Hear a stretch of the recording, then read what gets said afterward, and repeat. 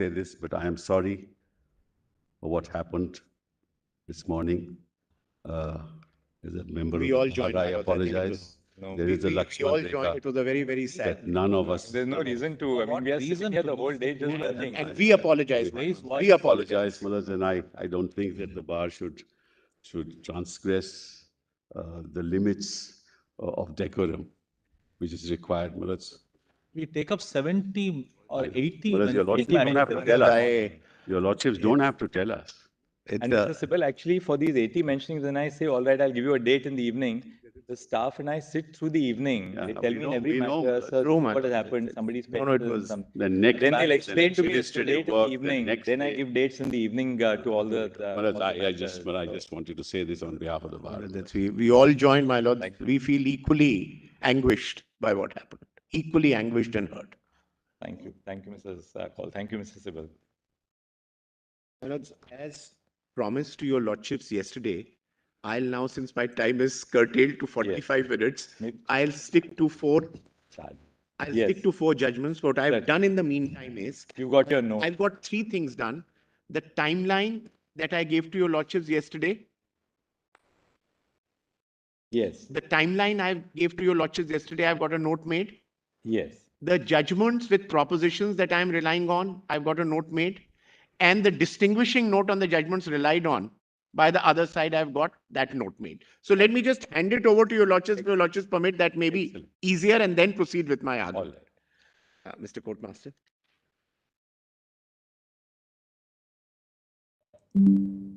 This is, my lords, the list of cases we are relying on. Please give one copy to Mr. Sidbar.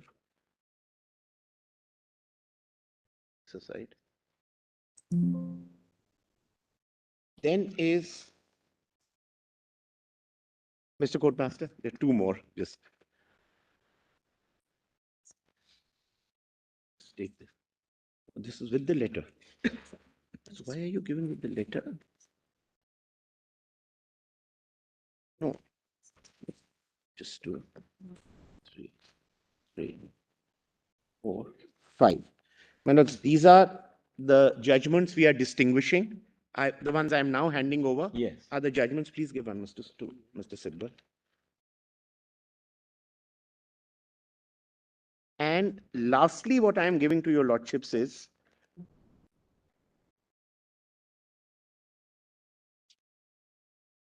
the timeline that I relied on, my lords, so that your lordships have in place. That in one place. You've circulated to Mr. Sibal. Yes, my lords, absolutely. Each of them, as I hand over to your lordships, I am giving to. And my lords, this timeline I have consciously not included the EC events, because as your lordship said, that's not something that your lordships are getting into. I pretty much stuck to about the first week of July and stopped to the first week of July as far as these list of events are concerned. So my lords, these three things are done. And I have given now, my lords, let me straight away come to the 3 or 4 cases that I need to cite, and that's it. Let's keep the PDF page ready. But one argument, my lords, I just wanted to make before I go to the case law.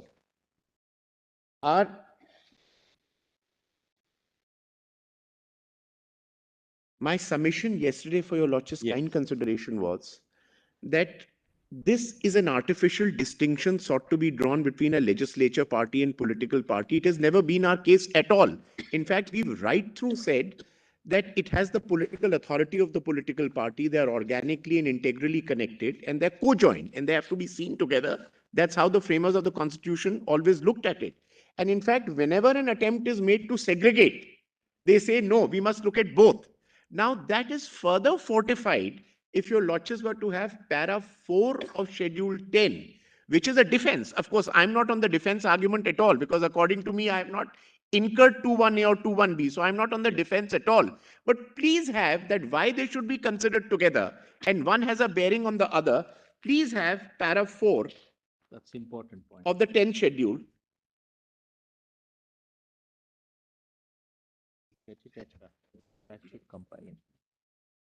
Para 4 of the 10 schedule. Yes, my lord.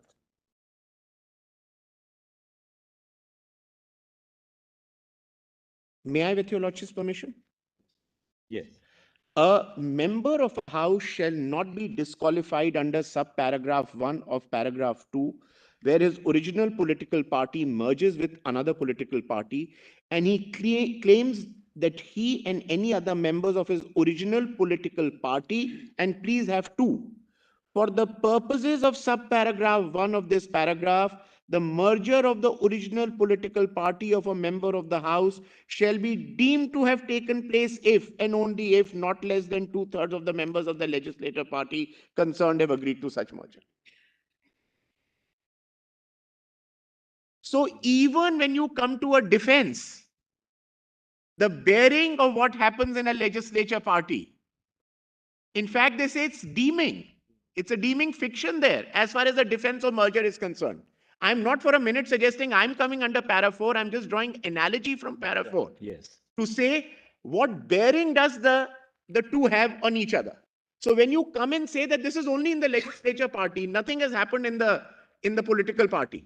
Whereas even in Rana, which is one of the judgments I'll read out, when the defense was taken up of whether there is a split or not, the question was, should the split only in legislature party be seen or the split in political party be seen?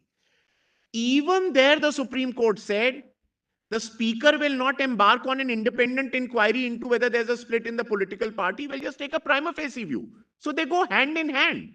And this whole argument that you're only the legislature party, not the political party, is a completely wrong argument in law and in facts. Now, my lord, straight away to the judgments. Kindly first have, my lords, Balachand versus B.S. Yadurappa. Just give. Judgment compilation 3D, volume 3D, PDF page 25, starting at 58.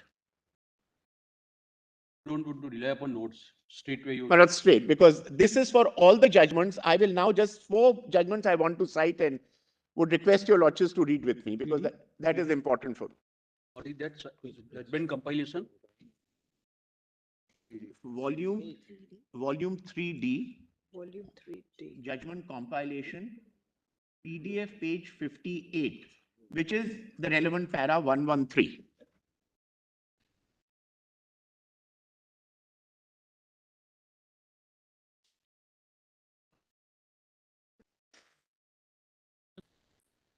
PDF page 58.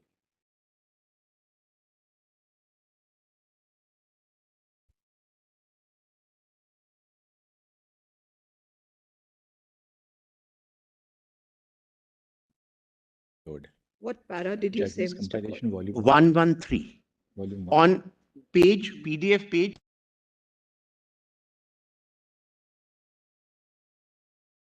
May I, with your lordship's permission? Yes. The main questions which emerge from submissions made on behalf of the respective parties and the facts of the case may be summarized as follows. A. Did the appellants voluntarily give up their membership of the Bharatiya Janata Party? B.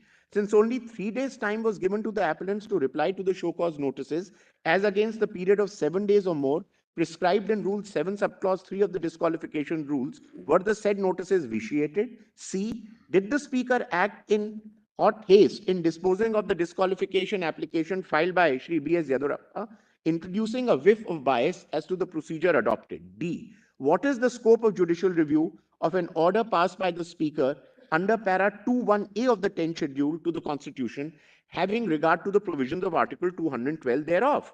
The facts of the case reveal that the appellant, along with Shri MP Renukacharya and Shri Narsimha Nayak, wrote identical letters to the governor on 6/10/2010, indicating that as MLAs of the Bharatiya Janata Party, they had become disillusioned with the functioning of the government headed by Shri B.S. Yadurappa.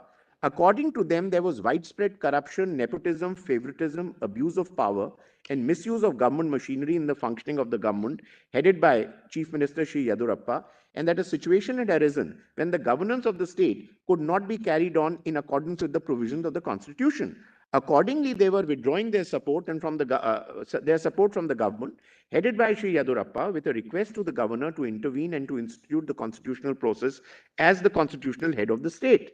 The Speaker took the view that the said letter and the conduct of the appellants in moving from Karnataka to Goa and other places and issuing statements both to the print and electronic media regarding withdrawal of support to the BJP government led by Sri Yadurappa, and the further fact that the appellants are said to have negotiated with Sri H.D. Kumaraswamy, the leader of the state Janata Dal, and its members regarding the formation of an alternative government was sufficient to attract the provisions of para 21A of the 10th schedule to the constitution. It was held by the Speaker that in the absence of any denial to the allegations made by Sri K.S. Eswarappa, the state president of the BJP, the same had to be accepted as having been proved against the appellants. In this regard, the Speaker referred to the views expressed by the Constitution bench in Kyoto Holohon, wherein one of the issues which had been raised and decided was the act of voluntarily giving up the membership of a political party may be either express or implied. Even greater emphasis was laid on the decision in Ravi S. Nayak, wherein it was observed that there was no provision in the 10th schedule which indicated that till a petition signed and verified in the manner laid down in the Civil Procedure Code for verification of pleadings was made to the chairman or speaker of the House, he did not get the jurisdiction to give the decision as to whether a member of the House had become subject to disqualification under para 21A of the 10th schedule or not.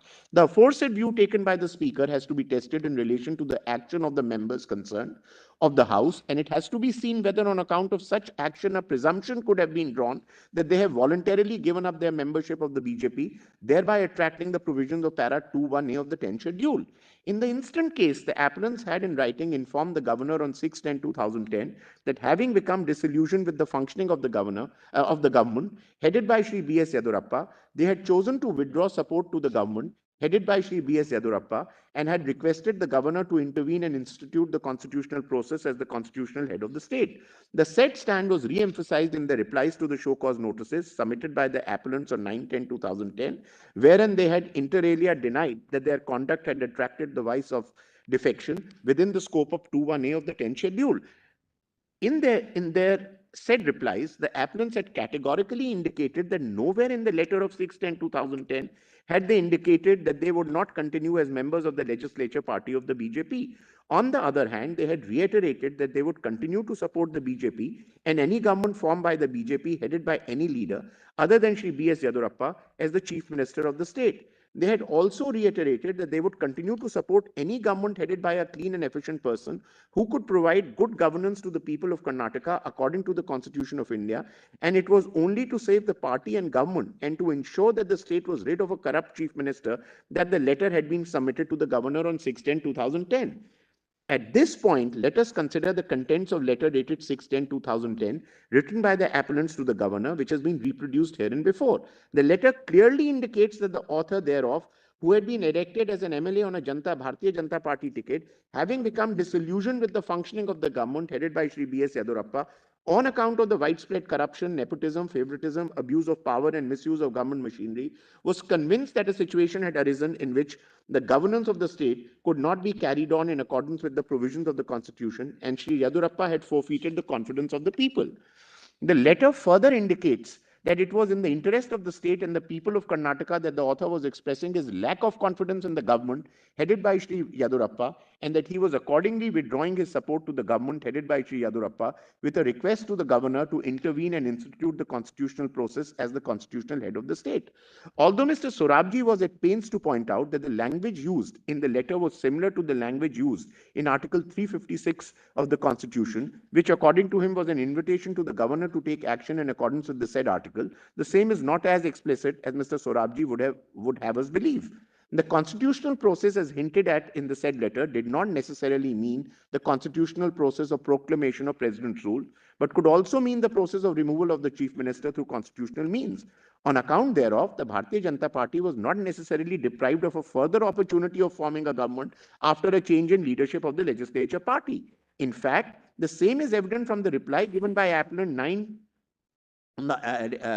reply given by the appellants on 9/10/2010 in reply to the show cause notices issued to them, in which they had re-emphasized their position that they not only continued to be members of the Bharatiya Janata Party, but would also support any government formed by the Bharatiya Janata Party, headed by any leader other than Sri B.S. Yadurappa as the chief minister of the state. the conclusion arrived at by the Speaker does not find support from the contents of the said letter of 6/10/2010 so as to empower the Speaker to take such a drastic step as to remove the appellant from the membership of the House. Now kindly have, my lords, para 142, page 64.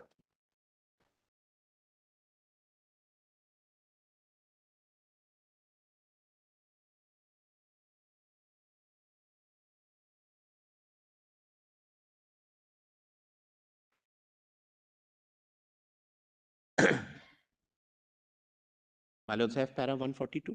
Yes. On the very same day, that is 6/10/2010, Shri Yodurappa, as the leader of the Bharatiya Janata Legislature Party, in the Legislative Assembly, filed an application before the Speaker under Rule 6 of the Disqualification Rules 1986, being Disqualification Application number 1 of 2010, for a declaration that all the 13 MLAs elected on BJP tickets, along with 2 other MLAs, had incurred disqualification in view of the 10th schedule of the Constitution.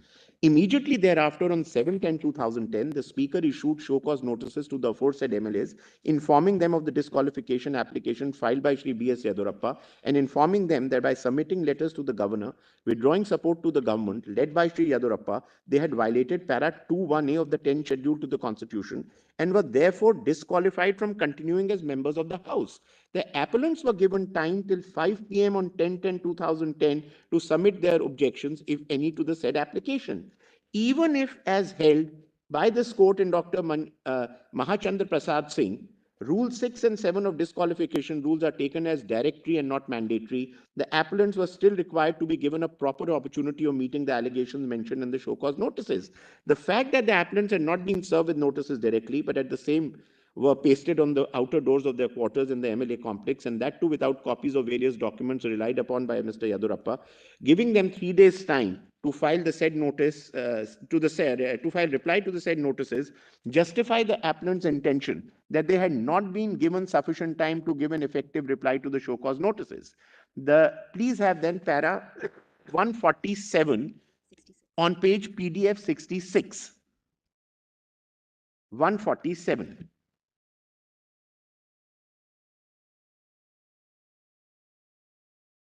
May I, my lords? Yes. The procedure adopted by the Speaker seems to indicate that he was trying to meet the time schedule set by the Governor for the trial of the strength in the Assembly, and to ensure that the appellants and the other independent MLAs stood disqualified prior to the date on which the floor test was to be held.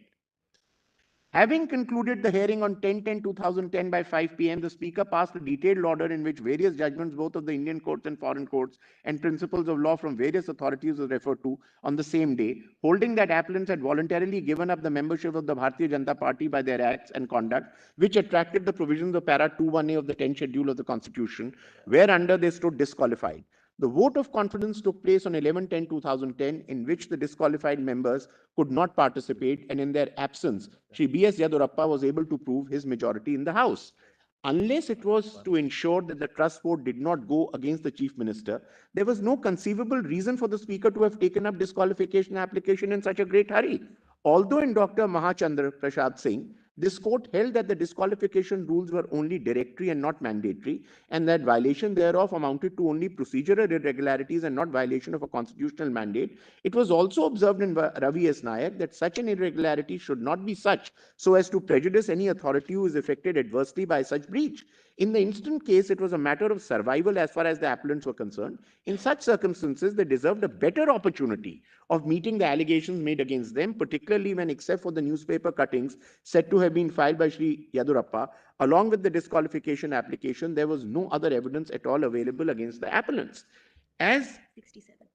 then please have 150. para 151 at PDF, page 67. This is important. You can come to 152. Also on the same page. Yes. Now let's para 152. We cannot lose sight of the fact that although the same allegations as were made against the appellant Shri Yedurappa were also made against Shri MP Renukacharya and Shri Narasimha Nayak, their retraction was accepted by the Speaker despite their views expressed by them submitting that upon submitting the letter withdrawing support to the BJP government led by Shri Yadurappa, all the MLAs stood immediately disqualified under para 21A of the 10th schedule to the constitution, and they were accordingly permitted to participate in the confidence vote for reasons which are not required to be spelled out. Then para 154. Having considered all the different aspects of the matter and having examined the various questions which have been raised, we are constrained to hold that the proceedings conducted by the Speaker on the disqualification application filed by Shri B.S. Yadurappa do not meet the twin tests of natural justice and fair play. The Speaker, in our view, proceeded in the matter as if he was required to meet the deadline set by the Governor, irrespective of whether in the process he was ignoring the constitutional norms set out in the 10th schedule to the Constitution and the disqualification rules 1986, and in contravention of the basic principles that go hand in hand with the concept of fair hearing. As we have earlier indicated, even if disqualification rules are only directory in nature, even then sufficient opportunity should have been given to the appellants to meet the allegation level against them. And kindly now have, my lords, the last para, 157, on same page. The appeals are therefore allowed. The order of the Speaker dated 10/10/2010 disqualifying the appellants on the membership of the House under para 21A of the 10th schedule of the Constitution is set aside along with the majority judgment delivered in writ petition so-and-so and the portions of the judgment delivered so-and-so concurring with the views expressed by Honorable the Chief Justice upholding the decision of the Speaker so-and-so filed by so-and-so. Consequently, the disqualification application filed by B.S. Yadurappa is dismissed. So, my lords, a much worse case, a case where the Chief Minister in question from the same party, they say they have no faith. But they said, where have they said that they are leaving the political party, they are forming a new political party, they continue to support the party. Thus, the extreme conclusion drawn to say that this ex facie attracts 21A is wrong. Because, my lords, if this is going to become the basis of 21A, that I express dissent within the party, then internal dissent, which is the bedrock of democracy and parliamentary democracy, will completely be thrown out of the window. Because at the end of the day, the moment anyone within a party expresses dissent, you say it's a 21A case. So in a much worse case, they said this is not a 21A case. And my lords, I'm not for a minute suggesting, as my lord the Chief Justice said yesterday, my argument is not that the majority within a party cannot attract the 10th schedule. The majority within a party can also disobey a whip or for whatever reasons, floor cross or align with the opposition party, go to the governor for falling of the government. That's not my case at all. My case is that to determine who is the rival faction under para 15 of the symbols order, there is an exclusive jurisdiction in the Election Commission of India, which looks at the parameters as set by your lordships on Sadiq Ali downwards to see which is the rival faction within the political party to be recognized. And my case right through has been that the legislature party and the political party go hand in hand. You are today seeking to draw an artificial distinction between a legislature party and a political party to say that you have shown nothing in the political party, you've only shown the legislature party. Whereas the legislature party definitely reflects the political authority of the political party as well. In any case, as far as a competent body is concerned, it has come to a conclusion that we represent within the Shiv Sena, the recognized Shiv Sena today. So my case is not that a majority cannot incur under 21A. My case is in the facts of the case. For you to say this was only legislature party and not political party is without any basis. In any case, the Speaker has to decide it. You want to bypass the whole route and come to the Supreme Court in an Article 32 and say the Supreme Court must decide before the Speaker, which is in the teeth of Quixote. And my coming under a 32 was on Nabam, which is on an entirely different footing. That was the argument. Next, my lords, kindly have volume 3D, PDF 787 at page 815.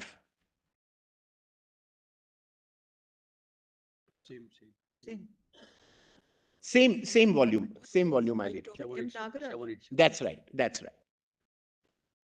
क्या page? 787. Yes. Tiger 787. I'm running against time.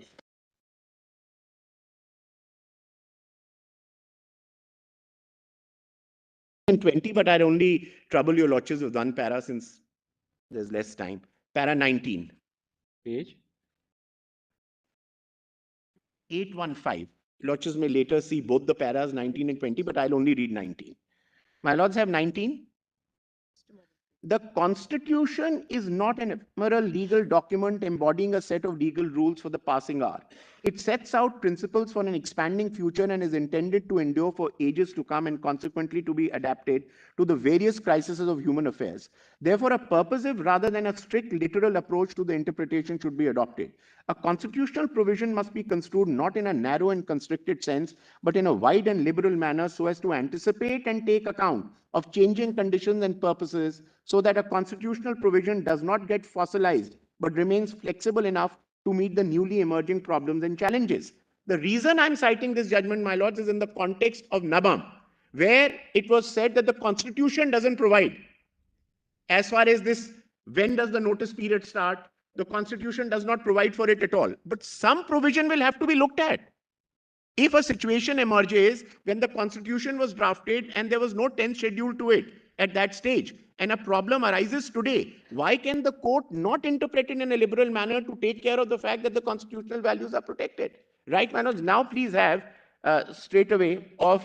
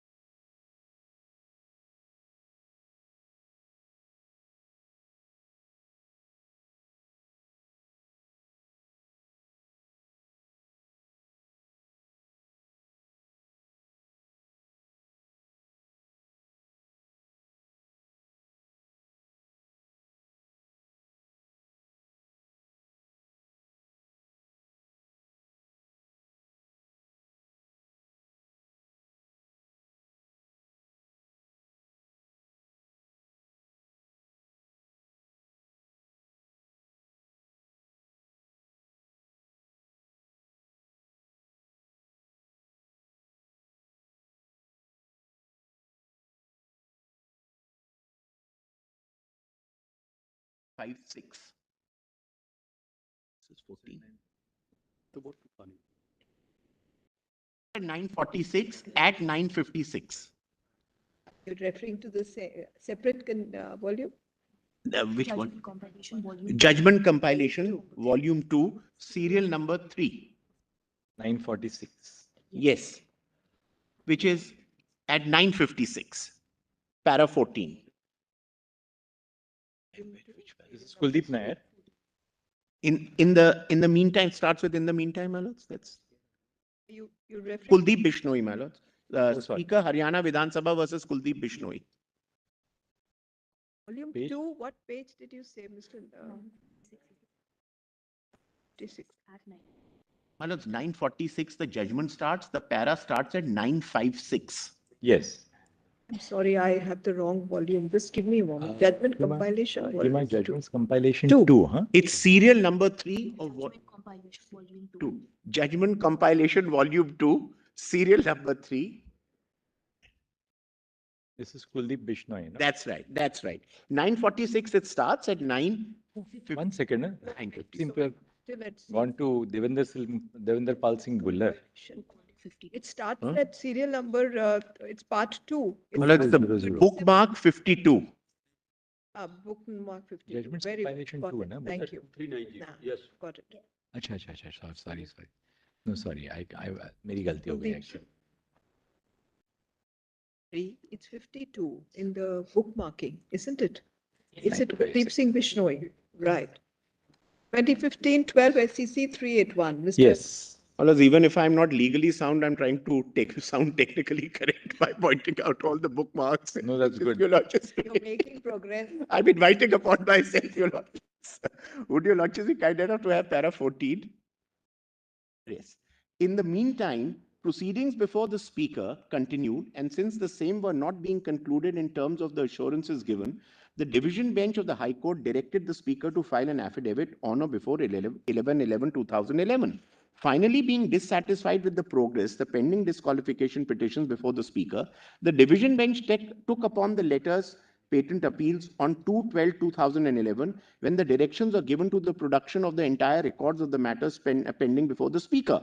On 7/12/2011, the relevant records of the proceedings before the Speaker were submitted to the High Court, which adjourned the matter till 19/12/2011 for further consideration.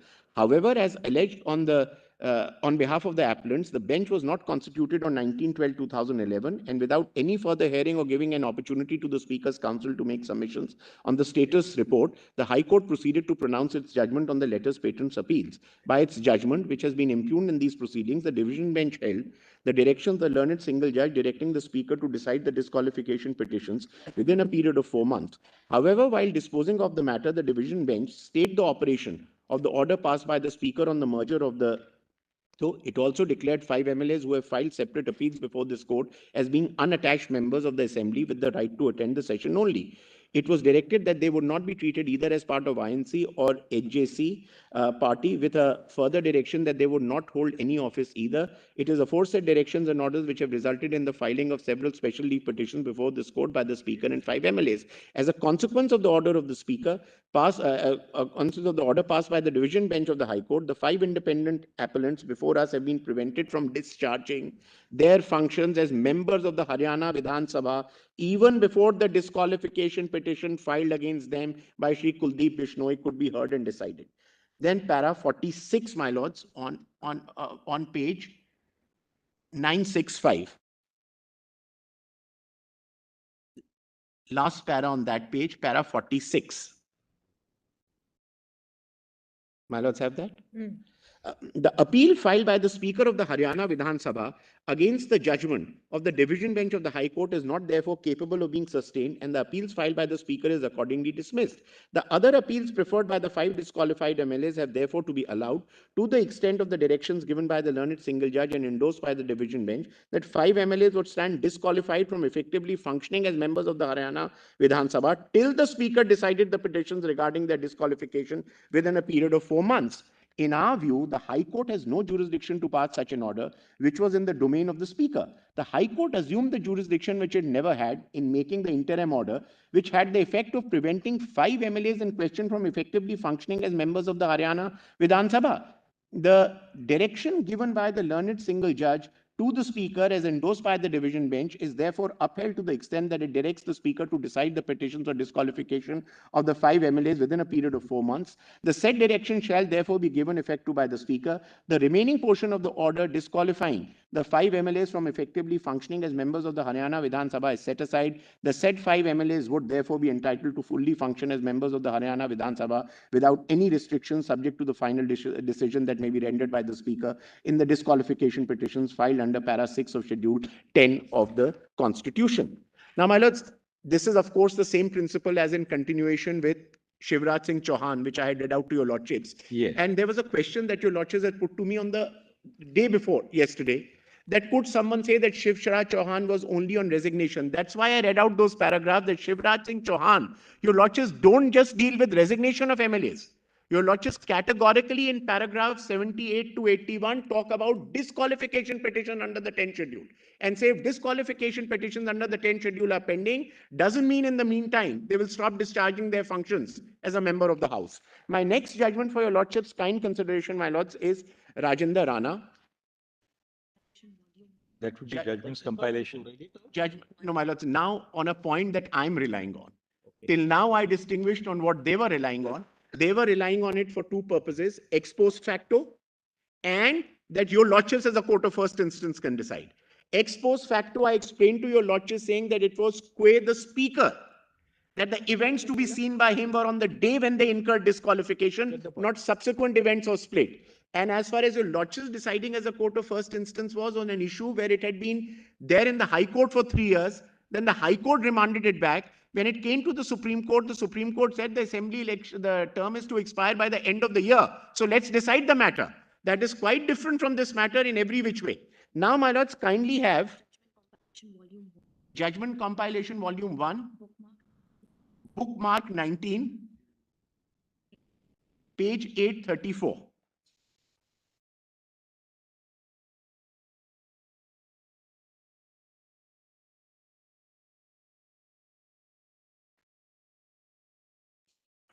Context of that exposed for these two.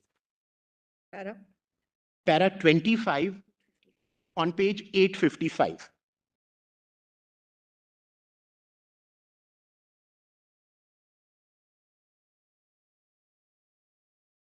My lords, before I start, let me tell your lordships the context why I am citing this judgment. Para 25. PDF 855. My lord, the Chief Justice. 855. Yes. My lords, the reason I am citing this judgment is that in this, at that time, para 3 as a defense was available. At that time. Even when para 3 as a defense was available, the Supreme Court said that the Speaker deholds disqualification, does not embark on an independent inquiry to find out about splits in the political party. He only takes a limited prima facie view of the split within the political party. The reason I'm citing is even when, this is not a question of split, this is not a question of merger, but even where it was a question of split and para 3 was still on the statute book, the court said the Speaker will not embark on an independent inquiry into splits in the political party. Please have para 25 for a minute, my lords, on page 855.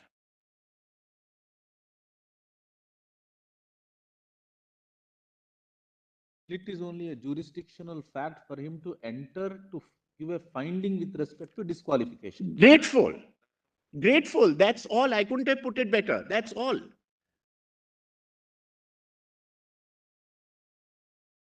My lords, may I? Yes. Yes.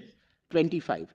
In the context of the introduction of sub-article 2 of Article 102 and Article 191 of the Constitution, a proceeding under the 10th schedule of the Constitution is one to decide whether a member has become disqualified to hold his position as a member of the Parliament or of the Assembly on the ground of defection. The 10th schedule cannot be read or construed independent of Article 102 and 191 of the Constitution and the object of those articles. A defection is added as a disqualification, and the 10th schedule contains the provisions as to disqualification on the ground of defection. A proceeding under the 10th schedule gets started before the Speaker only on a complaint being made that certain persons belonging to a political party had incurred disqualification on the ground of defection.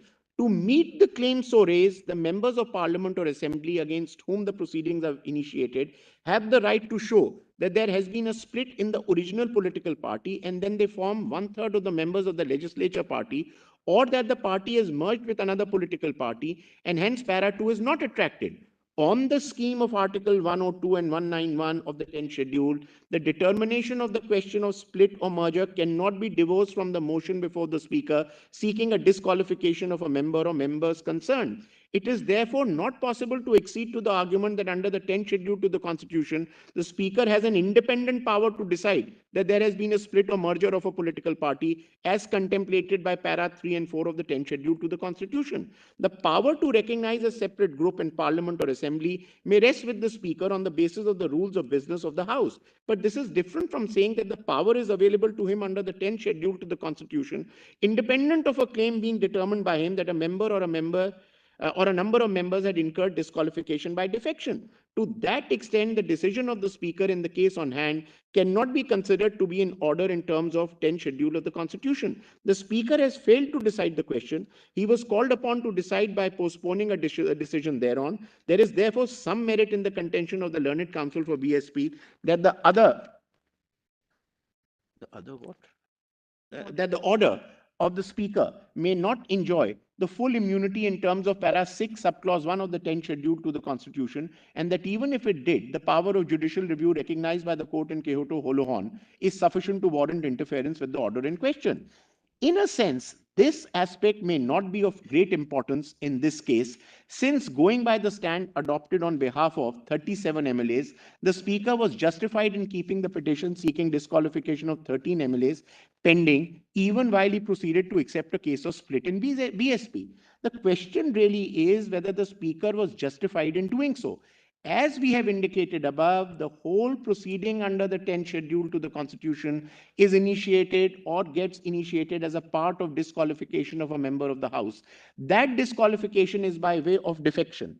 The rules prescribed by various legislatures, including the UP legislature, contemplate the making of an application to the Speaker when there is a complaint that some member or members have voluntarily given up his membership or their membership in the party. It is only then that in terms of 10th schedule, the Speaker is called upon to decide the question of disqualification raised before him in the context of para 6 of the 10th schedule.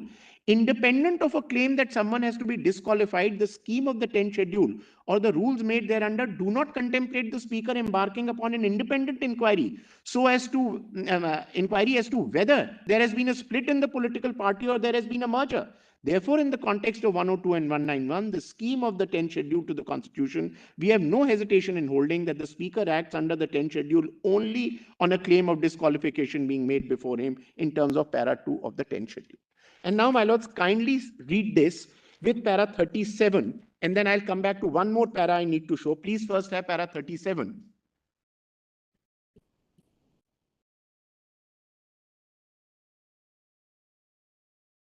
PDF page 862, my lords.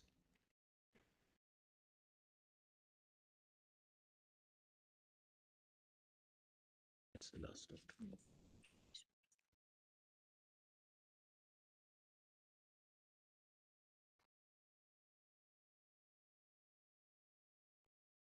My lords have para 37. Yes. Thus, in the above decision, it has been clarified that it is not enough that a claim is made on a split in the original party, in addition to showing that 1/3 of the members of the legislature party have become out of the party, but it is necessary to prove it at least prima facie. They say prima facie, yes, but all the time emphasizing on this whole thing that the Speaker will embark upon a full-fledged inquiry into the political party, the talukas, the districts, and decide on a split in a political party is without jurisdiction. Quite apart from the fact that you're seeking to draw an artificial distinction which does not exist. And I'll come to that judgment. That para of Sadiq Ali, I'll show to your lordships, which is important for this. Now, my lords, kindly have, only for that other issue of ex post facto, I'll just sum it up on para 34 of the same judgment. I just need to show that. Here comes the test. The test is here. Yes, yes. 860. 860. Para 34. My lords have that? Yes. As we see it, the act of disqualification occurs on a member voluntarily giving up his membership of a political party or at the point of defiance of the whip issued to him. Therefore, the act that constitutes disqualification in terms of para 2 of the 10th schedule is the act of giving up or defiance of the whip. The fact that a decision in that regard may be taken in the case of voluntarily giving up by the Speaker at a subsequent point of time cannot and does not postpone the incurring of disqualification by the act of the legislature. Similarly, the fact that the party could condone the defiance of a whip within 15 days or that the Speaker takes decision only thereafter in those cases cannot also pitch the time of disqualification as anything other than the point at which the whip is defied.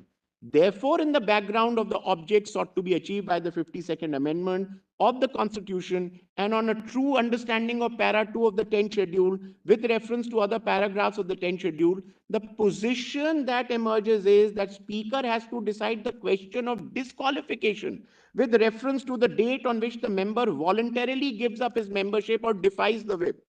It is really a decision ex post facto. It is in this connection that the observation is made that subsequent facts of split, seeking a defense of split under the 10th schedule will not be looked at. You will see on the day you went to meet the governor in the facts of this case, some of the MLAs with the opposition party and asked the Samajwadi Party to form the government was an act which was squarely hit by 2-1A. And that is why, my lords, I had respectfully submitted and read out instances of Ravi Nayak, of this judgment, they were overt acts under 2(1)(a). Yadurappa's judgment clearly says merely because within the party I say I do not support a particular coalition of a government is not a 2(1)(a) case at all in the matter. In any case, my lords, who will decide it? Whether it's a 2(1)(a) case or a 2(1)(b) case, it still has to be the speaker under para 6 who's the sole and exclusive constitutional authority to decide it. So A, I'm not a 2(1)(a) case. B, Yadurappa is held merely because you show support to a government is not a 2(1)(a) case. And thirdly, my lords, in facts of these cases, the facts which have to be seen are the facts on that date. The ex post facto is in that context. Ex post facto doesn't mean that since your disqualification will be decided on the date you incurred it, all your acts as members of parliament or members of the legislative assembly get annulled in the process. And that is the deduction sought to be drawn now from the words ex post facto in Rana's judgment. Now, my lords, kindly have, just last two judgments and I'm done, kindly have Rameshwar Prasad versus Union of India. Same volume, bookmark 16, para 165. Relevant para 165 is at page 521. What's the, sorry, page? PDF page. Page 520. PDF page 521. Same compilation. Same volume, PDF is 390. 521.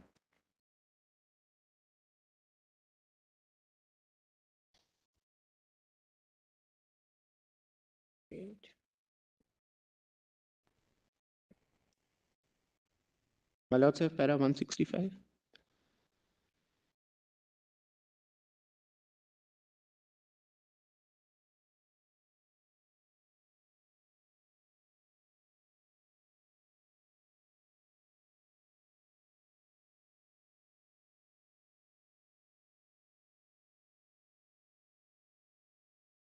May I, my lords? Yes. If a political party with the support of other political party or other MLAs takes a claim to form a government and satisfies the governor about its majority to form a stable government, the governor cannot refuse formation of the government and override the majority claim because his subjective assessment that the majority was cobbled by illegal and unethical means. No such power has been vested with the governor. Such a power would be against the democratic principles of majority rule. Governor is not an autocratic political ombudsman. If such power is vested in the governor or the president, the consequences can be horrendous. The ground of maladministration by a state government enjoying majority is not available for invoking power of 356. Remedy for corruption or similar ills or evil lies elsewhere and not in Article 356. In the same vein, it has ought to be held that power under 10 schedule for defection lies with the Speaker of the House and not with the governor. The power exercised by the Speaker under the 10th schedule is of judicial nature. Dealing with question whether power of disqualification of members of the House vests exclusively with the House to the exclusion of the judiciary, which in Britain was based on certain practices of the legislature, as far as concerned, it was said in Quixote. It is therefore inappropriate to claim that determinative jurisdiction of the Speaker or the chairman of the 10th schedule is not a judicial power, is within the non-justiciable legislative area. So the reason I'm citing this judgment, my lords, is for the fact that for A, of course, we say that the chief minister lost his majority, the coalition government could not survive. We within the party were the overwhelming majority. And even if their argument was to be accepted, which I'm not conceding, that, oh, you cobbled it up together in an illegal mean, etc., which it is not. It was a perfectly legitimate government which was sworn in. The governor is not to sit on these matters and make his assessments if a probable, plausible coalition or partnership comes before it. And says, because ultimately at the end of the day, someone has to head a government, my lords.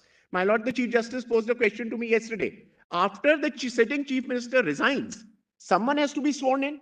Now, if a set of people come and show that they have a sizable or an overwhelming majority, he says, go and test it on the floor of the House. And what time does he give? 2 days to do it.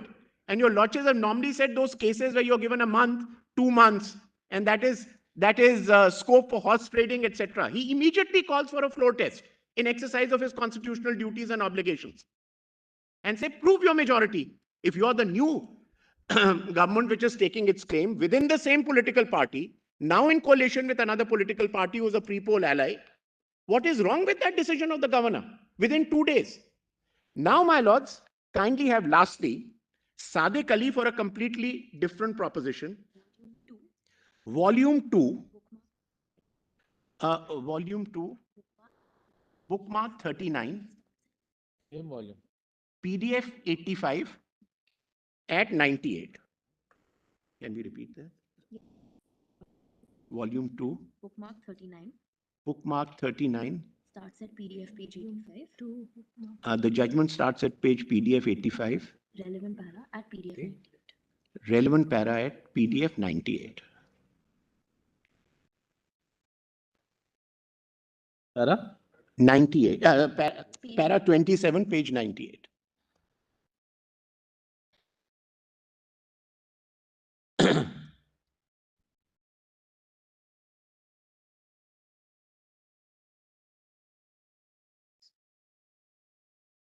Well, before I proceed to read, my Lord the Chief Justice, can I? Before I proceed to read the judgment, my Lord, the reason I'm citing it is I right through said, apart from all other arguments, that you cannot segregate the two. One of the principal arguments for recognition of a political party under 6A and 6B of the symbols order, those provisions I have not read, of 6A and 6B for a continued recognition and recognition of a political party is the number of percentage of votes polled by MLAs, MPs, its strength in the House. These are all relevant factors. So what happens in the legislature can't be just kept aside. That's a relevant consideration within it. So to say that they're two completely distinct things and political party is distinct and legislature party is distinct is not correct. And that is what Sadiq Ali also notices in this paragraph is what I wanted to show it for. The other paras, my lords, I'm not bothering your lordships on all those powers of the EC because we are not getting into that. It may be mentioned that according to para 6 of the symbols order, one of the factors which may be taken into account in treating a political party as a recognized political party is the number of seats secured by that party in the House of People or the state legislature. Assembly, or the number of votes polled by the contesting candidate set up by the such party. The number of seats secured by a political party or the number of votes cast in favor of candidate of a political party can be a relevant consideration for recognition of a political party. One is at a loss to understand as to how number of seats in parliament and state legislatures held by supporters of a group of political party can be considered to be irrelevant. We can consequently discover no error in approach of the Commission in applying the rule of majority and numerical strength for determining as to which of the two groups of Congress J and Congress O was the Congress party for the purpose of para 15 of the symbols order. Now that is a separate matter which your lordships are dealing with, where this has also become one of the considerations. And this para of Sadiq Ali in that other matter that your lordships are dealing with. That this is one of the indicators, valid indicators available. So to come and say that you've only done it in the legislature party, there's nothing in the political party. And their entire argument, my lords, was, with great respect, that on 18th you had a meeting and you showed the minutes of 27th. It's factually wrong. I'll argue it there in that matter. They're two separate meetings. They're factually incorrect statements made that you had a meeting on the 18th, but there are no minutes, there are no signatures. That's not the subject matter of the reference before your lordships at all. And I'll argue it there. There are two separate meetings. Requisite members attended it. And please do not confuse the minutes of one meeting with the holding of another meeting. My lords, I'm very, very grateful. Your lordships have been extremely kind and patient. I'm extremely grateful, my lords, and the 3 notes I've given. I'm extremely grateful. Thank you, Mr. Kaul. Who will now argue? Mr. Jitnani will argue. I'm told Mr. Salve has logged in, so he'll just make a brief submission first. Who's your parent?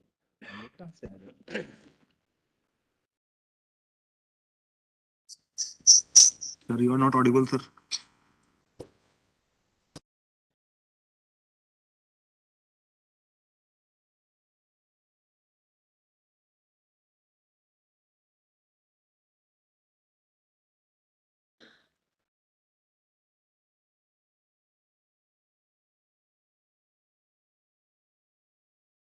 Hear me now? Yes, Mr. Salve. Yes. My lord, a short submission. I mean, Mr. Kaul has addressed your lordship on issues which perhaps don't arise really, if your lordship sit back and consider. What is it that your court is called to decide today? I mean, we have answered everything on merits, but my lord, if your lordship take a step back and see what is it that your lordships need to decide. The first step in this entire saga Mr. was... Salve, appearing for whom? Mr. Salve, who do you appear for? Yes, I'll just give your lordship the numbers. Sorry, who are you appearing for? Yes. So the same set of parties. There are many respondents. So different respondents. Yes, Multiple all respondents, Same, yes. another set of petitions. Really, we have to only distinguish the case of the governor because the governor will be represented by The solicitor, yes. Whose client is not in any case. There is no confusion about whom I appear. And the rest of Mr. Kaul, Mr. Salve, Mr. Jetmani, Mr. We'll give Nandi, appearances. for the individual Yeah, party. that's right. Then, no problem. Respondents. Okay. And my lord, the only thing I wanted to broadly respond to is Mr. Sibal's broad submissions about what role the court should take onto itself to prevent political immorality. But this is a very slippery slope. And your lordships have always resisted the temptation in certain areas to go beyond a particular point. Interpreting the 10th schedule undoubtedly will be inspired by the objects of the 10th schedule, namely to bring in a degree of political morality in public life. But beyond that, my lord, I would submit for the court to embark on this journey would be extremely perilous because there are very delicate balances between institutions involved here. Mr. Uddhav Thackeray resigned. The governor called for a floor test of a sitting chief minister. There was no floor test held. The submission is if he had not called for the floor test and if this had happened and if that had happened, he would have won the floor test. A submission which your lordships should not even countenance for the reason we do not know what happens in that part of the world when it comes to defending the majority of a chief minister. And my lord, it becomes even more perilous in today's day and today's world of coalition politics. How do you know who would have supported whom on that momentous day? What if one of his coalition partners had said, sorry, I can see that you've really lost support of your party. We don't want to support you anymore. We don't know. And it is not for us to understand because these are matters beyond our understanding as lawyers. So, my lord, this entire submission that your lordship must assume a state of facts would have prevailed is extremely hazardous because this is in the realm, my lord, not of legal fiction. This is in the realm of the rough and tumble of politics. And I'm not suggesting any political immorality. My lord, why can it not be that two coalition partners say, we will not support you anymore. We've lost faith in your ability to steer the ship. We don't know whether that would have happened. Would it have happened? Would it not have happened? How can your lordships be invited to hazard that guess that if this had not happened, the but-for test, my lord, which we call in our in commercial law for breach, the but-for test cannot apply here. Yes, if Mr. Thackeray had contested the floor test, if he had lost by 10, and your lordships felt 16 disqualifications were affected, the court could have said, we need to fix this problem because of our refusal to grant the test, because your lordship said we will not stay the floor test. We will make it subject to our judgment. And your lordships would have been in a position to correct what went wrong. My lord, I know it's a much more mundane world in boardrooms and in company general meetings, but the principle is the same. Somebody says so-and-so should not be allowed to vote. Your lordship said count his vote separately and we'll see what happens to the resolution. And the reason is, my lord, suppose he had contested the floor test and lost by 70 votes. All this becomes academic. Yes, if they have defected, is the sin of defection purged? Maybe not. So, my lord, that's the first point which I wanted to make. If that has happened, then if I'm right there, that your lordship cannot and should not embark on any but-for assumptions here.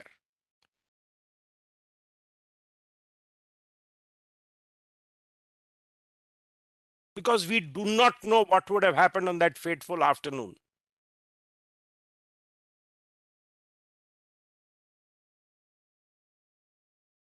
Please, my lord, consider another scenario. I'm only giving these not because I'm saying this would have happened. I'm saying this could have happened. Only to persuade your lordship not to go down this road. Let's take another scenario. These 16 were guilty of overt act. They did not show up for a meeting. Somebody says that constitutes abandoning your party. Another 20 people may have done something by which you say they have done an overt act. What do you know is lurking in the minds of others? Look at what happened, and I'm just to buttress this point, Manoj, look at what happened when Shinde came for his floor test. 13 of hardcore so-called supporters of Mr. Thackeray abstained from voting, which basically meant it strengthened his hands. Now, these things happen in public life. How do you know how many more were not harboring the intention of walking away that day? So, Malad, these are all I'm saying is this is rank speculation as far as we are concerned. The politicians may feel that they knew what was going on. And we've had, and I'm just bringing it to your lordship's notice, your lordship know this. We've had a very strange situation in this very state, in this very formation, where one government was sworn in, and within 3 days that government fell and another government had to be sworn in. So, but these things happen. And the person who got sworn in as the deputy chief minister with another formation became deputy chief minister. These fast-moving political waters take different turns at different points. We are not to speculate about them. Now, if I am right there, then Malad, that should be the end of the matter. What is the speaker's constitutional obligation? The general Bommai principle, which your lordship has been shown in para 395 of Bommai, is that please, Mr. Speaker, do not do a mathematics. And Mr. Governor, please do not do this mathematics of but for. Call for the floor test. Let this be decided on the floor. My lord, when governors have sacked governments doing head counts, your lordships have taken him to task saying you're failing in your job. Why? Because it is not for the governor to count heads. What Mr. Sibal and Dr. Singhvi are trying to do is persuading your lordships to count heads. Because unless you do a head count, your lordship must then come to the firm conclusion that but for these, Uddhav Thackeray would 100% have won. That's head counting.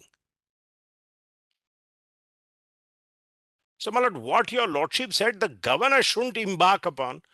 Now the judiciary is being asked to embark down that road. Nothing can be more perilous than that, is my submission. Yes, we have a problem. We have a problem. We have the 10th schedule. Is the 10th schedule a perfect solution? No, it's not. It has its leaks. Parliament is, when the legislature sometimes tries to fix it. Sometimes there are conflicting interests. It is not fixed. Malad, the biggest example we have of criminalization in politics. We've had this problem all the while. We have problems about election donations. We have problem about election funding. We have problem about election spending. Stature versus stature. These are all problems, my lord, we can't cross beyond a point. So, my lord, first of all, I submit the first set of cases don't arise. Then comes the second situation. What did the governor do? He is left in Maharashtra without a chief minister.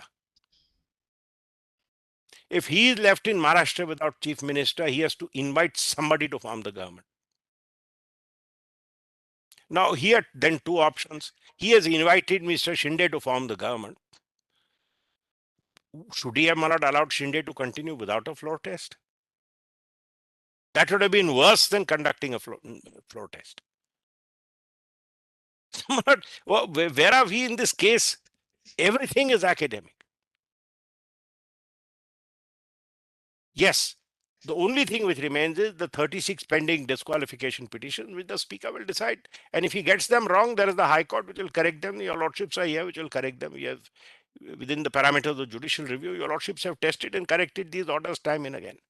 That is, my lord, my first submission.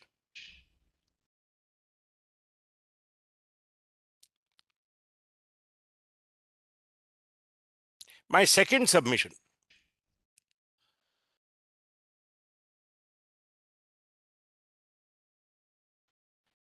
is what happens pending the disqualification petitions. Your lordship has been shown the judgments, but let's, my lord, sometimes it helps. Let's go back on first principles. Please see two provisions of the Constitution, my lord, and whether your lordships find the answer there. 190. Yeah, we've seen that actually. Only point. Your lordship has seen it. We've seen it. Correct, my lord? The point which I wanted to make is just show your lordship something in the language of 190, just for 2 minutes. 190 is parliament. We are more concerned about 180. What's that? 69. No? 160. The language is identical. I mean, Identical. Correct. yes, there's no. The principle of the two is very important. Let's see the compare the equivalent provisions. First see 173.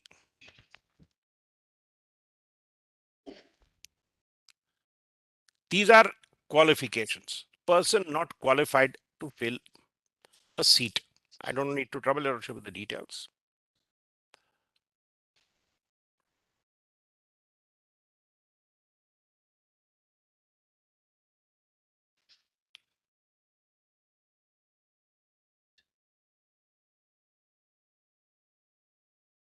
And then we come to 190, which is houses of the state of legislature.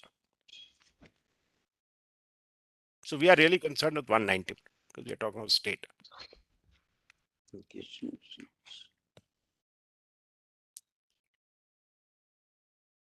And 190 sub-article 2 tells your lordships, no person shall be a member of two or more specified, then after the expiration of the period, etc. We are not concerned because we are really concerned with sub-article 3A, becomes subject to any of the disqualifications in 1 or 2 of 19 of 191. So we may not go to 191. 191 applies to at both stages for being chosen and for being a member.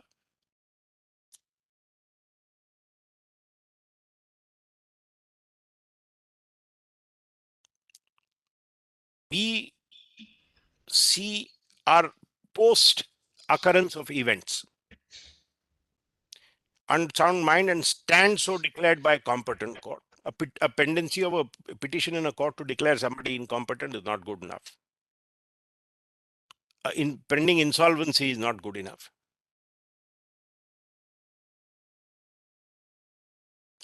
Look at E now, my lord. If he is not so disqualified by or under any law made by Parliament. Now, my lord, today your lordship was told eloquently of how terrible it is to allow those hit by 10 schedule to continue. My lord, it is not every time that there is corruption because of which there is defection.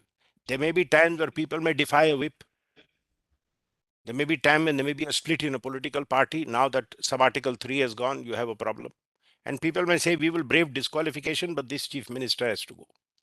But look at, my lord, the Representation of People Act. You may have a person who's elected on which there are allegations of booth capturing, of violence. I remember, my lord, once somebody was arguing the case for one of the persons from Bihar, my lord, who was in jail and saying he should be allowed to come. Mr. Tulsi was arguing and he told Justice Nanavati, he said, see the majority by which my client has won the election. And Justice Nanavati said, if your client had his way, he would have had no opponent. He would have killed all of them. So, my lord, those kind of cases are pending. A person, my lord, a known mafia king, against whom there was a murder trial pending for publicly gunning down people, continued in office. Where does it?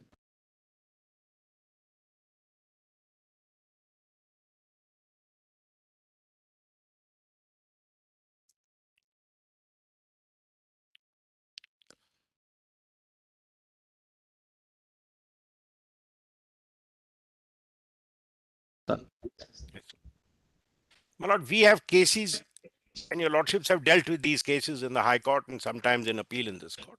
You have cases of the worst kind of electoral offenses pending for trial. What happens to those people?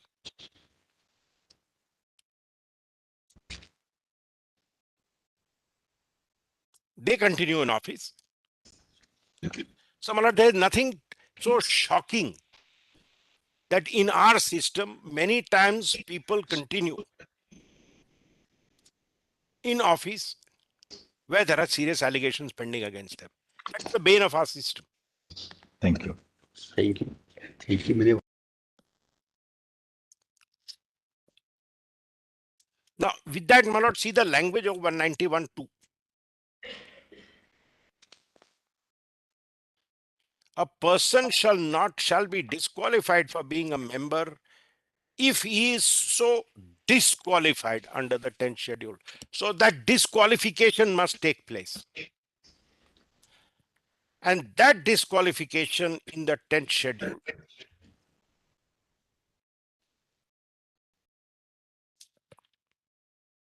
does not take place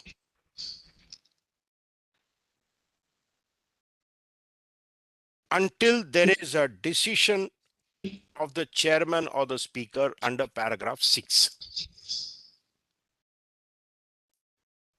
Any other view, my lord, would be equally or would be far more disastrous, because today all you have to do then to paralyze the working of an assembly is to file disqualification petitions. Mr. Salve, Yes.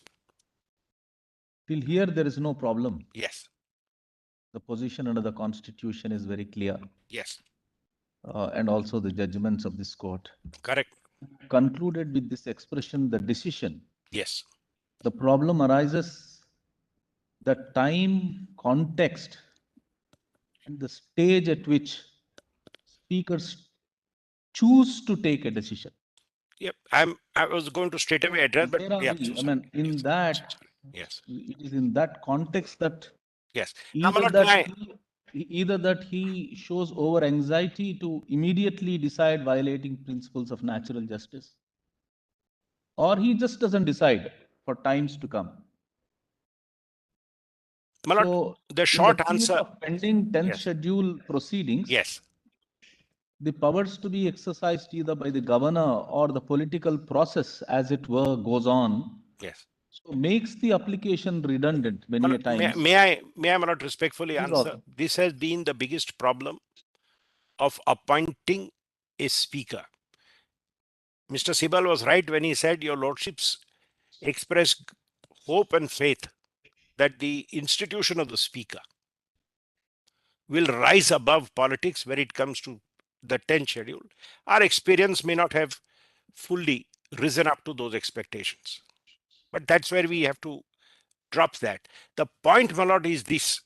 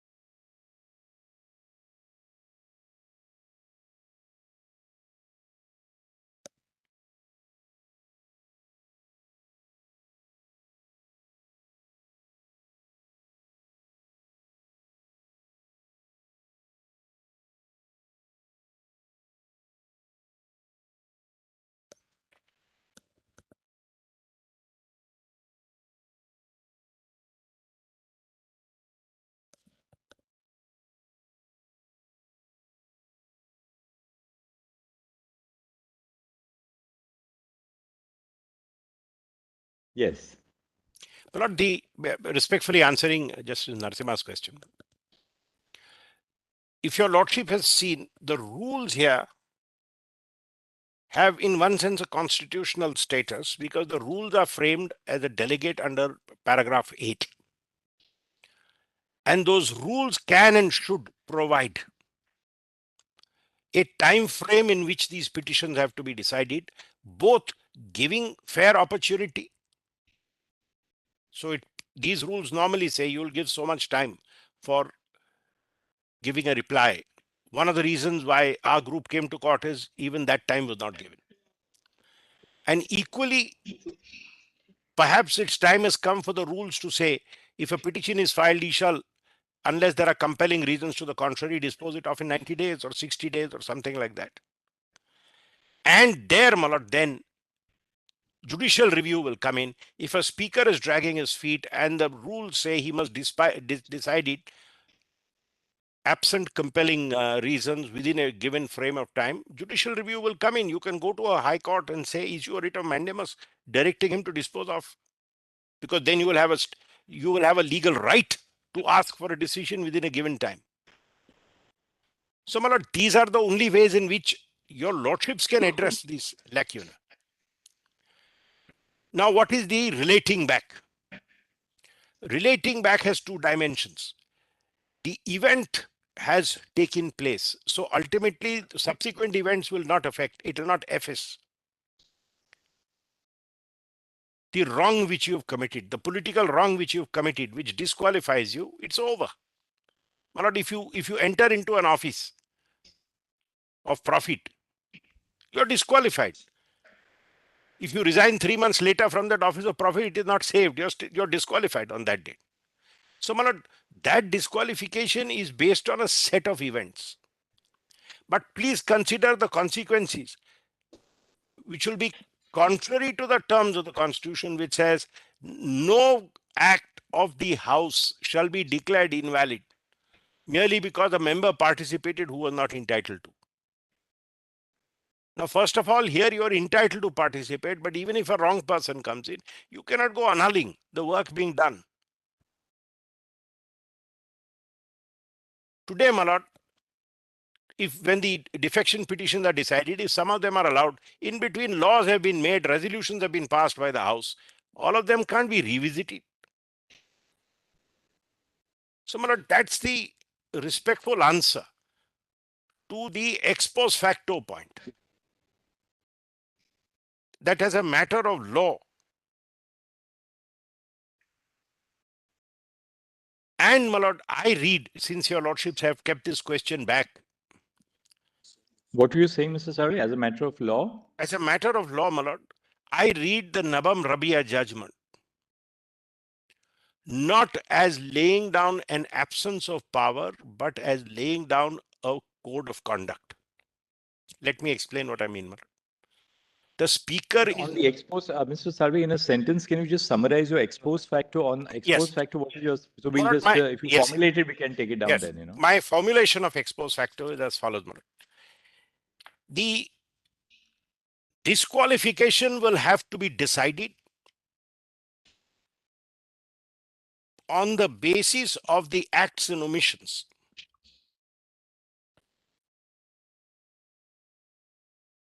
of the allegedly delinquent member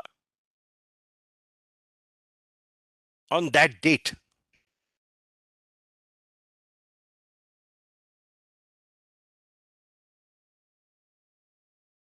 But subsequent events will not cure that.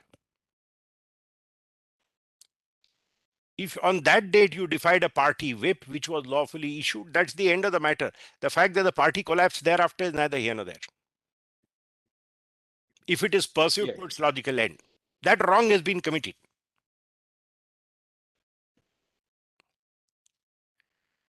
And I give, my lord, the example of somebody who takes an office of profit. Let's get into non-controversial. If you can just continue to sort of complete the formulation. I got that the disqualification will have to be decided on the basis of the acts and of omissions of the allegedly delinquent member on that date when he And committed subsequent those events acts. will not cure that. Will What not the efface. call also said. Will not efface. So what is the sequitur? Yes. What is the But the sequitur? How do you sequitur is, formulate it? however, until the date of decision.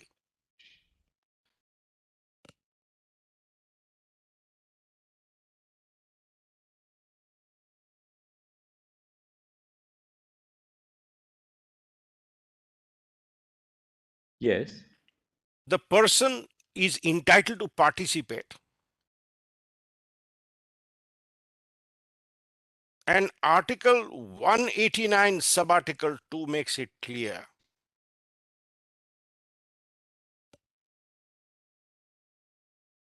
that his acts, his functioning in the house in the interregnum does not vitiate any actions of the house.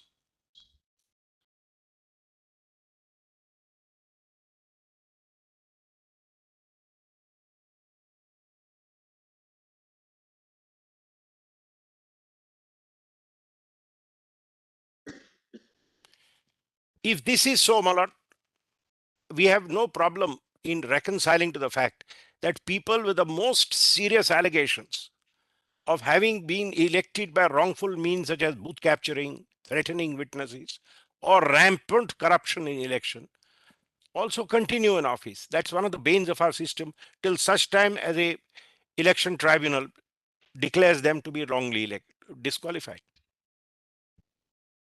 That's the way it is. So, my lord, my respectful submission is that yes, the rule should be amended. Decision making should be made time bound. Judicial review will be available where a speaker is holding back. All those are ways which we can fix this. But my lord, the legal consequence of the pendency of these proceedings and its ultimate decision, this is the principle of ex post facto which must apply. No less, but no more.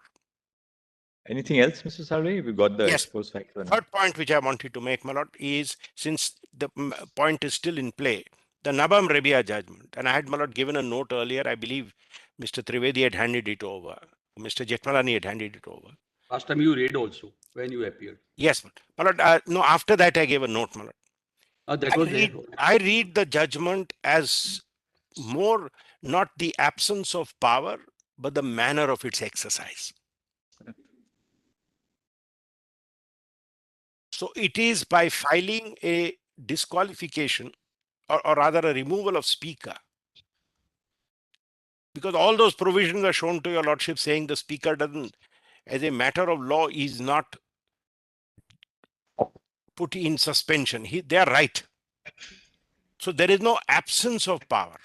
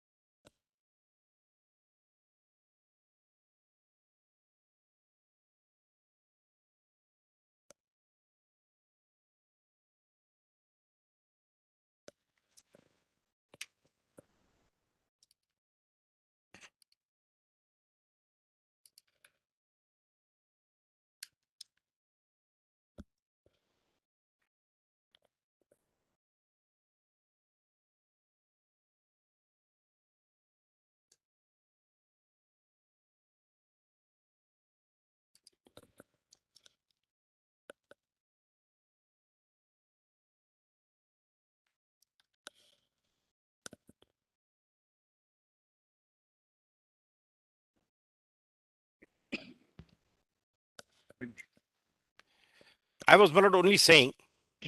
It's about the manner of exercise rather than the absence of power. Correct. Because my lord, abuse of constitutional power is a head which we now recognize for judicial review.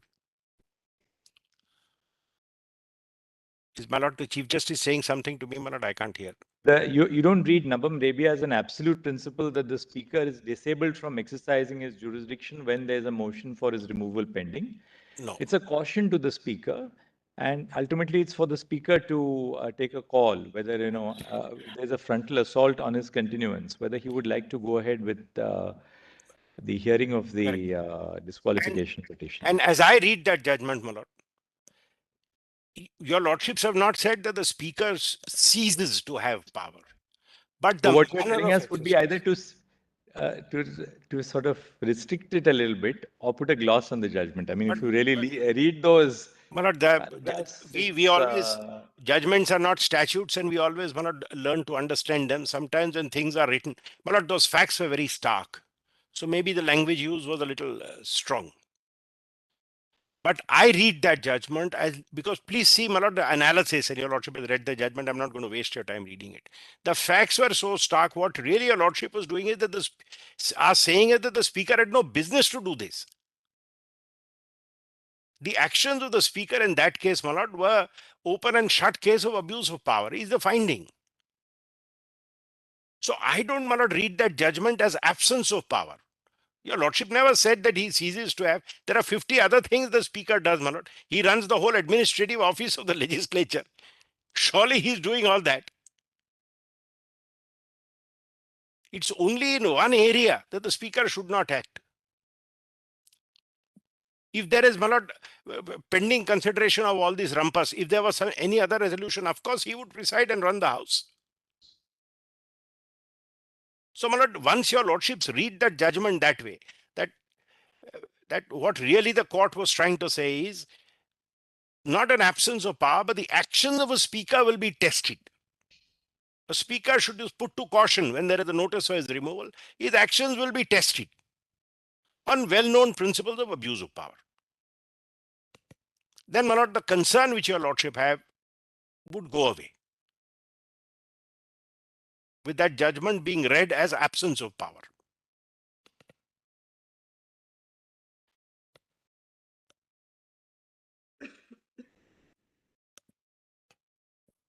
And finally, my lord, if I may just hark back a little to my first opening point, apart from this understanding of the Nabam Rabia judgment, my lord, nothing else really survives. There is a note which I believe is placed at note J. My lord, I believe, I'm sorry, my friend informs me, my earlier note saying what I have just formulated for your lordship's consideration is in note F. And there is yet another note, note J. Last night. Yes, this is only to show the hazards of the but-for test. Note J. I was just told, my lord, it is marked as note J. It's written submissions. It doesn't say note J. It says brief note on arithmetic for hypothetical trust vote. What's that? Mathematics. Yes, it's just the math. Only, but this is only to indicate to your lordships that this but-for test is extremely hazardous. To guess what would have happened on that fateful day had a trust vote taken place is inviting rank speculation. I got it. Harish Sarve's name.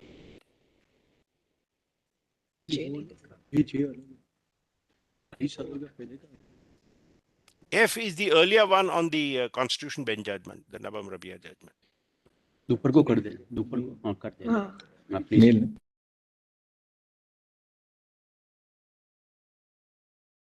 And this note J, my lord, only sets out, I'll quickly tell you lordship what we have basically said. Notes to there. नहीं है, वो अलग है. I have given, my lord, different places where in the writ petitions they have mentioned.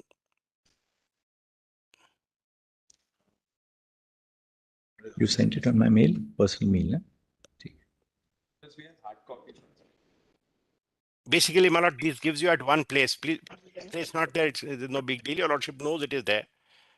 Basically, what we are trying to say is, we have given your lordship the para numbers and the page numbers.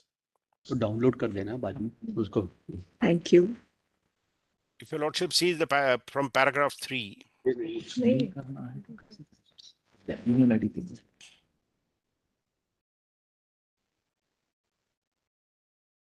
On 23rd June, only 16 disqualification petitions were filed. Let's be very clear, my lord, of a few dates. On 25th June, Speaker issues notice to 16. The order of your lordships on 27th June was limited to 16.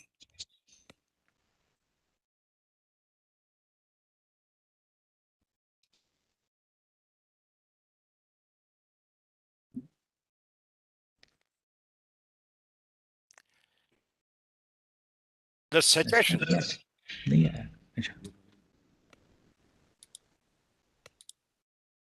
that, my lord, there was 39 or 40 disqualifications.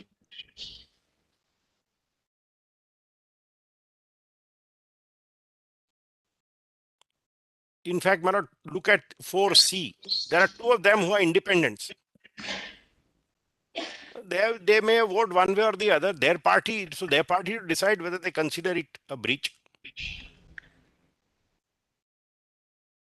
No prayer in any of the petitions that 39 or 40 should not be allowed to vote. So, my lord, these figures which are being given, and I have given your lordship the shifting stands in different places.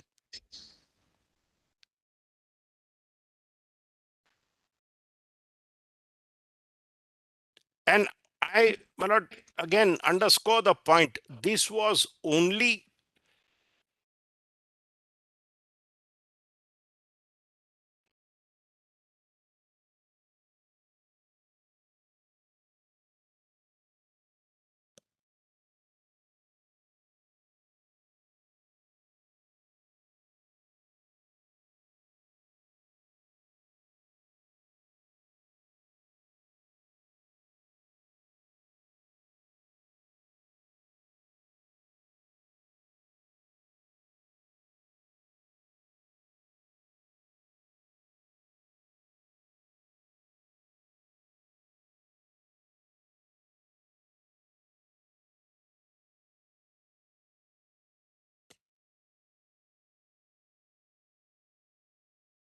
Mr. Salve, Mr. Sybil,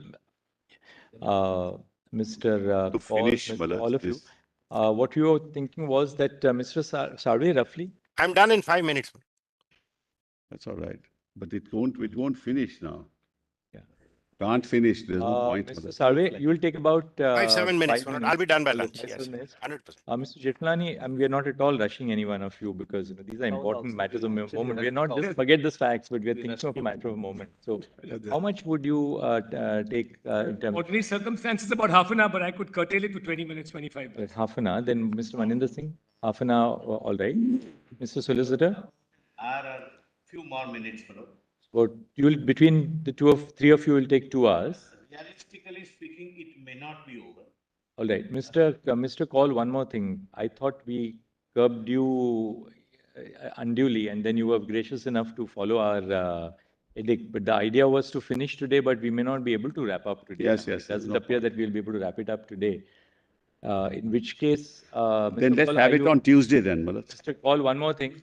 Is your conscience clear that you are satisfied that you've argued fully? Is there something which you would have still liked to, because as a judge who's seen so many seasons, Never give I that don't want you to opportunity leave. to a lawyer, Malad. You don't want to give the impression that you're not. Ideally, I would have liked to take your lordships through some of the judgments if I could, which I read, but what do I say, my lords, to this? I can't. I leave it to your lordships. I can't say. All right. What we will do is this: we will hear Mr. Salve now and just wrap it up, or we can. क्या करें? Well, let's wrap it up and then have it on Tuesday, Malad, after Tuesday, reopening. Mr. That's the only way, Malad. On the reopening. Reopening.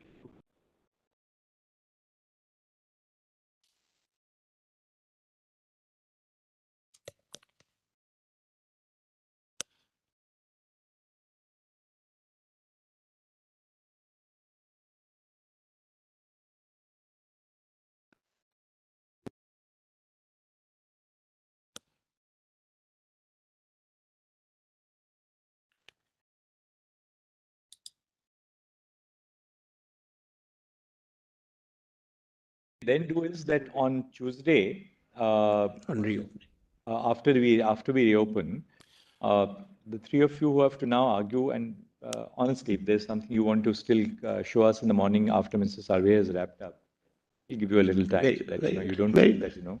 Well, And anyway, there's no prejudice to Mr. Sibal because you still have to rejoin. So, Yes, yes, normal, I'll sort of rejoin without the would haste. would it be all right to assess that on Tuesday in the first session, the three of you will be able to finish? Yes. Yes. Right? Maybe so if you take. But are we not continuing this afternoon also? I No, think no, there's no point need, because they're Malak. now going spilling over beyond the. Yes. There's So no then point we in get that, some more time also if it was full. isn't it? Then what we can do is we can keep it on Tuesday. Mr. Yes. Sarve, we'll hear you for 5 minutes on Tuesday. Yes, yes. You may want to just. Very well. And then, Mr. Paul, if you still want to make a few submissions on your judgment, no problem. We'll hear you on that because let's not go. Yeah, very kind of your lordships, very kind. Then Mr. Jeffnani and Mr. Maninder Singh, and then we'll hear the governor, Mr. After Tushar Malad, Mehta. I'll. And equally, Mr. Sibal, we'll give you a full. That's right, Malak, because there's lots of things that have been said, Malak, which. Mr. Sarode, what is that you wanted to say now? And don't mention anything. Huh? We're not. This is not mentioning time. No, Milord. Milord, I am intervener on behalf of the voters. I may be given some time to, Milord, narrate the. Mr. Sarode, if you allow interveners, then Whenever possible, Milord. There'll be interveners on this side, interveners on that side. Give us a small note of a page or so. We'll look at your note. No difficulty. No, Milord, I'm supporting Mr. Sibal sir and the party, Milord. But Milord, voter side is very important as allowed by the honorable Mr. court. Sarode, Mr. Sibal will be Mr. Sibal and Dr. Singhvi will be very happy with your support, but I'm not sure they want you to support them in the court. So you can have a word with Mr. Sibal. If you have some specific point, which they have not covered, then you can certainly have a chat with Mr. Sibal and give that point to him, and I'm sure he'll place it before us. Yes, Milord, I will do that. Very well then, Malad, Tuesday, I'll take 10 minutes.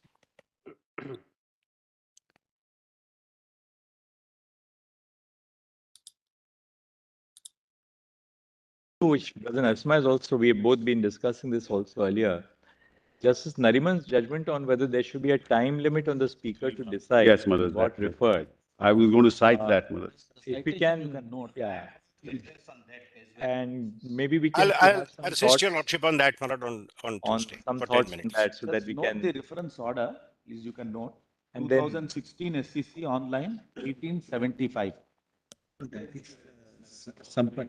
That's Sampat, Malad. That's Sampat, not this. This is something different. Megachandra's separate. This is. Megachandra's reference. The other one, the other issue is, Malad, where 90 days have been fixed by Justice Nariman for the speaker to decide. Correct. That's not that 2016. Because this is the, I just got it from my law clerk. That must be a separate reference. That's right. Is considered in that judgment. Please work on. Yes. Lordship, please. Tuesday. Tuesday. Very grateful. Obliged. Deeply obliged.